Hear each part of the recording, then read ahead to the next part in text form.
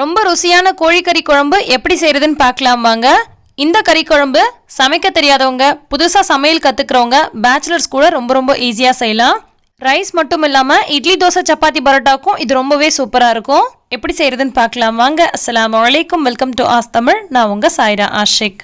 இப்போ ஒரு குக்கரோ அல்லது அடிகனமான பாத்திரமோ அடுப்பில் வச்சுட்டு 2 டேபிள் ஸ்பூன் அளவுக்கு எண்ணெய் சேர்த்துக்கலாம். கூட ஒரு சிறு துண்டு பட்டை, ஒரு ஏலக்காய், ஒரு கிராம்பு சேர்த்துக்கலாம். இது ஃப்ளேவர் எக்ஸ்ட்ராவாக இருக்கணும் அப்படின்றதுக்காக சேர்க்குறோம். இது சேர்க்காம கூட செய்யலாம்.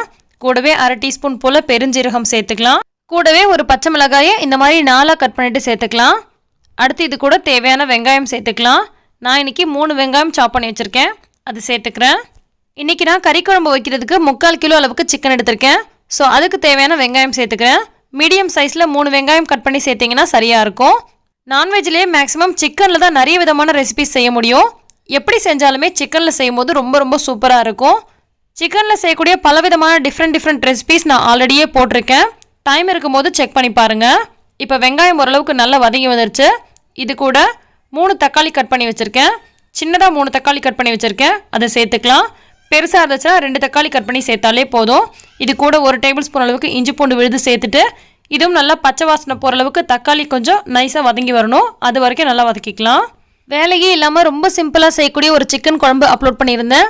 நிறைய பேர் செஞ்சுட்டு ரொம்ப டேஸ்ட்டாக இருந்துச்சு, 5 நிமிஷத்தில் செய்ய முடியுது, ரொம்பவே ஹெல்ப்ஃபுல்லாக இருக்குது அப்படின்னு சொல்லிட்டு பேச்சுலர்ஸ் கொண்டு செஞ்சு பார்த்துட்டு கமெண்ட் பண்ணிங்க. ரொம்ப சந்தோஷமாக இருந்துச்சு.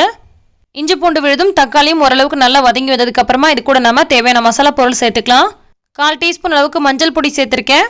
1 டீஸ்பூன் அளவுக்கு மிளகாய் பொடி சேர்த்துருக்கேன். கூடவே 1 டீஸ்பூன் அளவுக்கு மல்லிப்பொடியும் சேர்த்துக்கிறேன். அடுத்து இது கூட 1/2 டீஸ்பூன் அளவுக்கு சிக்கன் மசாலா சேர்த்துக்கிறேன். இது ஹோம்மேட் சிக்கன் மசாலா. நீங்கள் கடையில் வாங்கினது கூட போட்டுக்கலாம், அல்லது போடாமலே அப்படியே கூட செய்யலாம், நல்லாயிருக்கும். அடுத்து இது கூட தேவையான அளவுக்கு உப்பு சேர்த்துக்கலாம். இது எல்லாத்தையும் சேர்த்துட்டு இந்த எண்ணெயில் கொஞ்சம் நேரத்துக்கு வதக்கி விட்டுக்கலாம். இந்த மாதிரி எண்ணெயில் நம்ம வதக்கி செய்யும் போது அந்த குழம்போட கலர் நல்ல தகதகன்னு சிவப்பாக இருக்கும். அந்த மாதிரி பார்க்கவே சிவப்பாக நல்லா கலர்ஃபுல்லாக இருந்துச்சுன்னா பார்த்ததுமே சாப்பிடணும் போல் ஆசையாக இருக்கும். அந்த மாதிரி கலர் நல்லா வேணும்னு நினச்சிங்கன்னா இந்த மாதிரி எண்ணெயில் கொஞ்சம் நேரத்துக்கு மசாலா பொருளை சேர்த்து வதக்கி விட்டுக்கோங்க. இப்போ இது கூட நம்ம க்ளீன் பண்ணி வாஷ் பண்ணி வச்சுருக்க சிக்கன் சேர்த்துக்கலாம். சிக்கன் சேர்த்துட்டு அடியோடு அந்த மசாலா எல்லாம் ஒன்று சேர்கிற மாதிரி அடியோடு எல்லாத்தையும் நல்லா கலந்து விட்டுக்கலாம். நான் இன்றைக்கி எடுத்துருக்க சிக்கன் 1/2 கிலோவுக்கு மேலே, 3/4 கிலோவுக்கும் கொஞ்சம் கம்மியாக, கிட்டத்தட்ட 3/4 கிலோ அளவுக்கு இருக்குது. நான் இன்றைக்கி குக்கரில் தான் செய்கிறேன். நார்மலாக இதையே நம்ம சட்டிலையும் செய்யலாம்.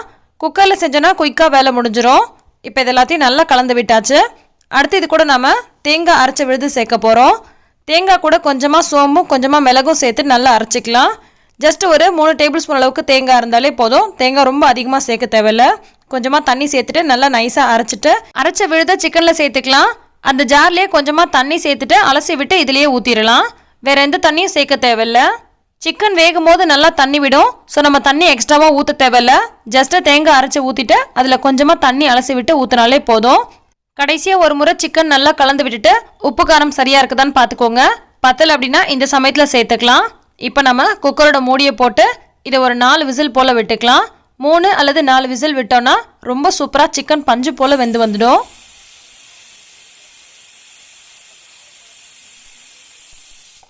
இதுவே நீங்கள் நார்மல் கடாயில் வேக விடுற மாதிரி இருந்தால் எக்ஸ்ட்ராவாக கொஞ்சம் தண்ணி சேர்த்துட்டு 20 நிமிஷம் போல் மூடி போட்டு வேக விட்டுக்கோங்க. அப்போ சிக்கன் நல்லா வெந்து வந்திருக்கும். இப்போ நம்ம ப்ரெஷர்லாம் போனதுக்கப்புறமா ஓப்பன் பண்ணி பார்க்கலாம். சிக்கன் ரொம்ப சூப்பராக வெந்து வந்திருக்கு. கிரேவி செம்மையாக ரெடி ஆகிருக்கு. பர்ஃபெக்டான கன்சிஸ்டன்சியில் பார்க்கவே ரொம்ப சூப்பராக கறி குழம்பு ரெடி ஆகிடுச்சு. அப்படியே சுட எடுத்து சூடான சோறில் போட்டு சாப்பிடும் போது சாப்பிட்றதுக்கு ரொம்ப சூப்பராக இருக்கும். இட்லி, தோசை, சப்பாத்தி, பரோட்டா, ஆப்பம், இடியாப்பம் இப்படி எல்லாத்துக்குமே ரொம்ப நல்லாயிருக்கும். கண்டிப்பாக ட்ரை பண்ணி பாருங்கள். ரொம்ப ஈஸியாக செய்யக்கூடிய மெத்தட் தான் இது. இந்த கறி குழம்பு உங்களுக்கு பிடிச்சிருந்தா லைக் பண்ணுங்கள், மற்றவங்களுக்கும் ஷேர் பண்ணுங்கள். எல்லா புகழும் இறைவனுக்கே. நன்றி.